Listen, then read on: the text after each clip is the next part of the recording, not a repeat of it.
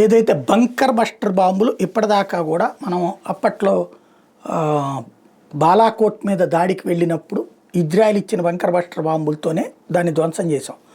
మొన్న అమెరికా ఆ, ఏదైతే గాజా దాని పేరేంటది ఇరాన్లో దాడి చేసినప్పుడు పార్తో అణు విద్యుత్ కేంద్రం మీదన ఫస్ట్ ఇజ్రాయెల్ దాడి చేసింది.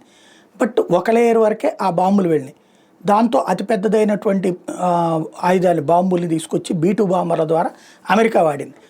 అయితే ఈ బంకర్ బస్టర్ బాంబులు అనేది ఇజ్రాయెల్ దగ్గర అమెరికా దగ్గరే ఉంటుంది. ఇప్పుడు భారతదేశం స్వదేశీ తయారీ దిశలో ఇదొకటి DRDO అద్భుతమైనటువంటి పరిశోధన సక్సెస్ అయిందని చెప్తున్నారు. హైపర్సోనిక్ బంకర్ బస్టర్ ఇది దాదాపుగా 100 అడుగుల లోతుకి వెళ్ళి ధ్వంసం చేయగలగదు అని చెప్తున్నారు.